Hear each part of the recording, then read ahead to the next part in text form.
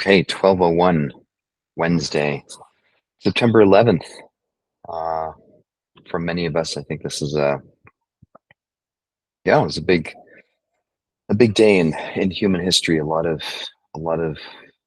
pretty intense things followed this date many years ago, and all the more reason I think for us to get together and make it a daily practice to focus on positivity. So today's quote, I've read this one before. This is Yuval Harari, author of *Sapiens* and other good books. I really recommend reading his materials. And he had this to say: great gods can send us rain, social institutions can provide justice and good health care, and lucky coincidences can turn us into millionaires. But none of them can change our basic mental patterns. Hence, even the greatest kings and queens are doomed to live in angst, constantly fleeing grief and anguish, forever chasing after greater pleasures. If, when the mind experiences something pleasant or unpleasant, it simply understands things as they are, then there is no suffering. If you experience sadness without craving that the sadness go away, you continue to feel sadness, but you do not suffer from it.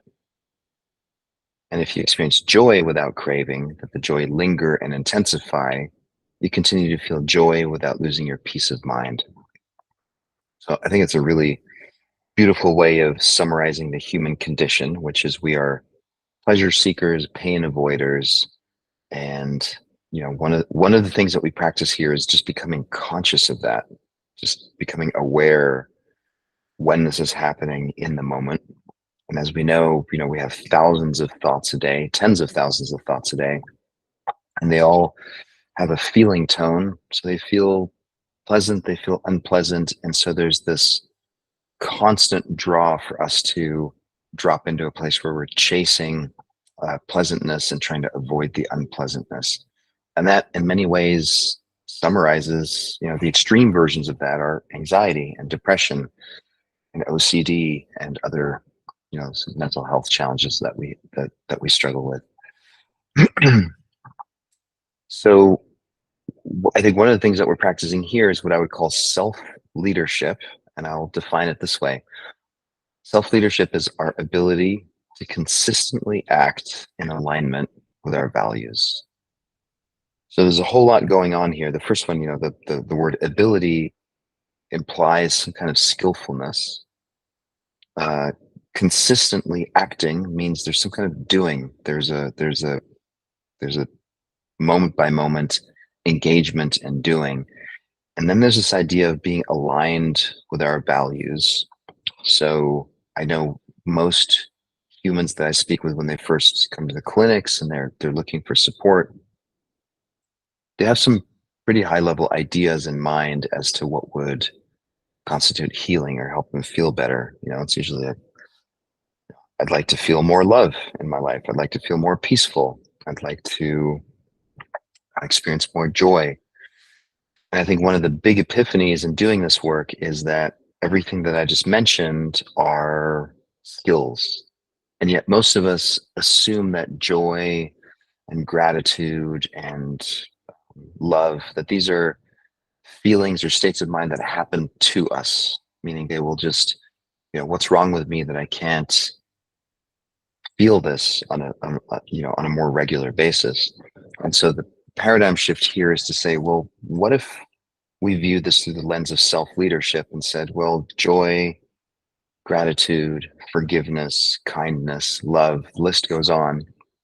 These are skills and these are behaviors that if we practice them, if we engage with them more consistently, we get better and better at them, just like driving a car, learning an instrument, figuring out how to use your computer or your phone, right? These are skills that come from repetition. And so that's I think the main theme that I'd like to insert into this session today is a little bit of an exploration of how engaged are we, in fact, with cultivating or curating a skillfulness in the areas that are actually meaningful to us or constitute our core values. So Let's start by closing our eyes. And as always, just trying to drop into the present moment. Maybe you've had a busy morning. Maybe you have a busy afternoon coming your way. May all be true. What's also true is that right here, right now, this is all we've got. Just being here, breathing, sitting,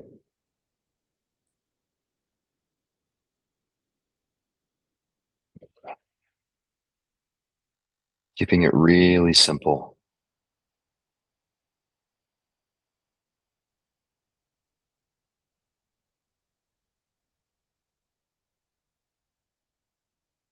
And how do you know you're breathing? Well, you can look for these telltale signs in your belly, your chest, your shoulders, your nostrils, just bearing witness to this process that the body does over and over and over again, many times a minute.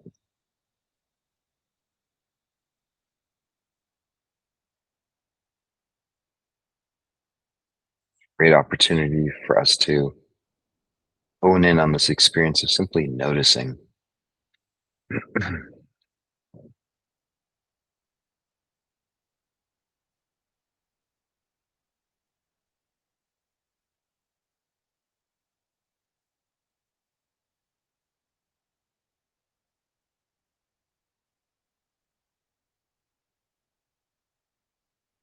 And then, in the same way that we can take a step back and witness or simply observe breath coming and going,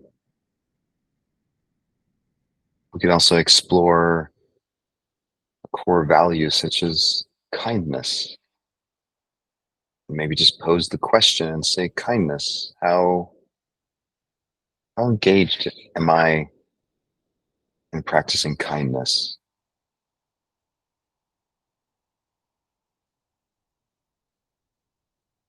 Again, you can look to the past. What did I do this morning that felt kind? What am I hoping to do later today, this afternoon that feels kind? Or what about right now? What would it be like? Put kindness front and center in this present moment experience. What does that look like?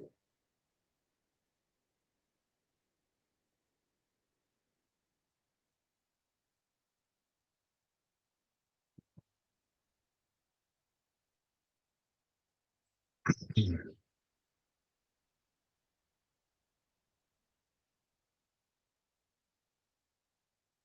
think oftentimes we go through life hoping that certain things will happen to us, and we forget that there's a sense of agency that we all have where we can say, yeah, in this moment right here, right now, no matter what's happening, what might kindness look and feel like in this moment?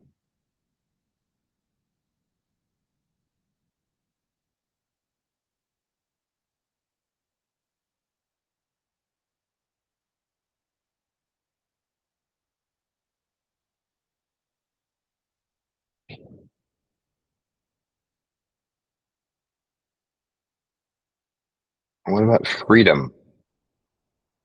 What does freedom look like in this moment? Freedom from what? Freedom to do what?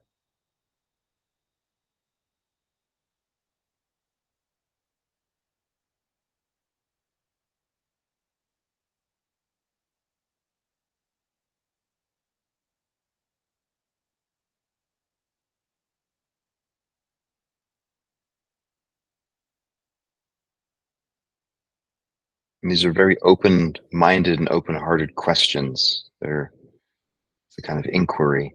It's really posing the sincere question of what does freedom mean to me in this moment, right here, right now?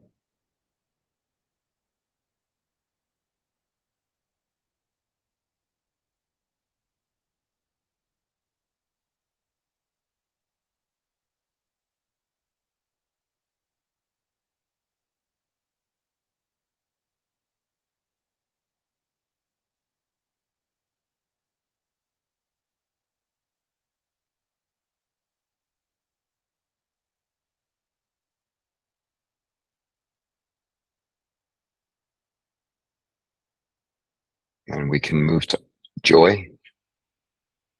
What would it mean to be joyful right now,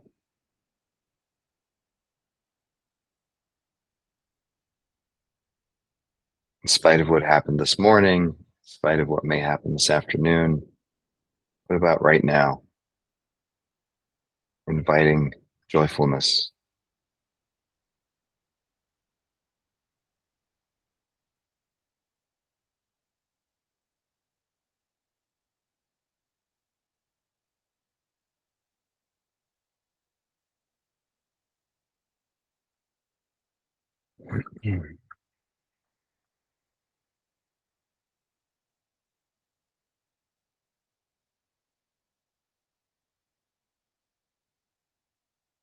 Another core value that I know many of us hold is forgiveness. What does forgiveness look like and feel like right now?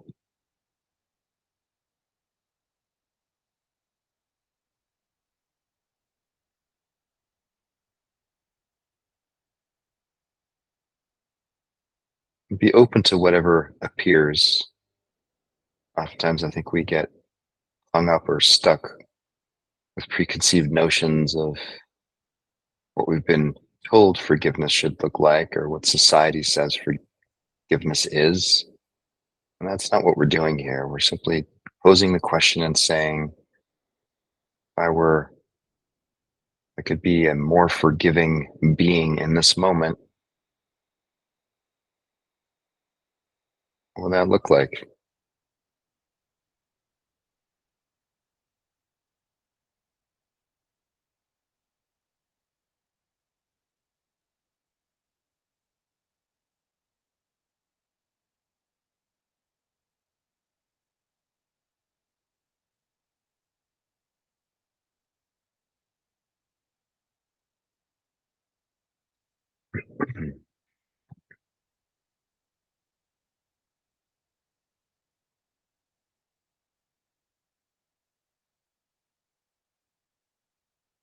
What about belonging? We all want to belong or feel like we belong. What does belonging mean to you in this moment right now?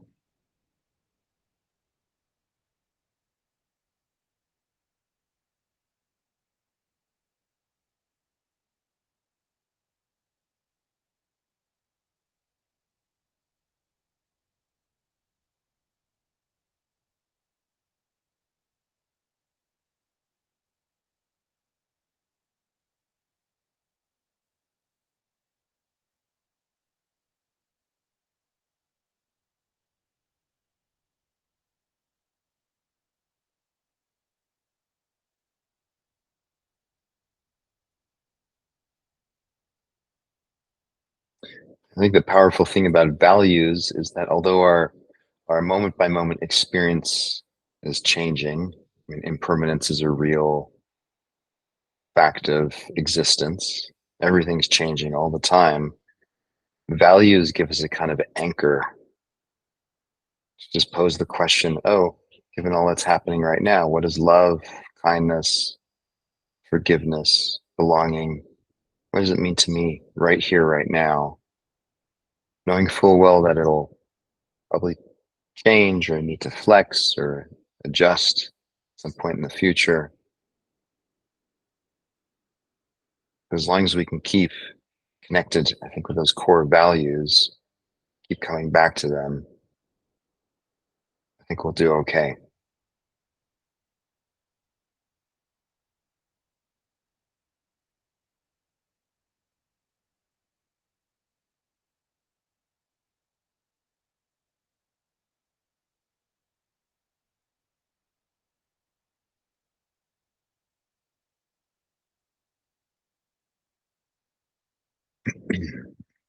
Go ahead and take a deep breath in.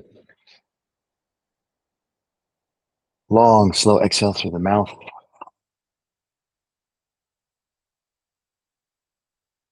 And then hold the exhale for 5, 4, 3, 2, 1. Go ahead and open your eyes. I lost track of time a little bit, so we're a minute over. I could keep doing this easily for another half hour, and invite you to actually, yeah, if this is helpful, stay with it. Keep doing it if you have the space and the time right now. But I'll stick around for a few more minutes if anyone wants to chat. Hope this was useful, and as always, hope to see you tomorrow. Take care, everyone. Thank you. Thanks, Oli.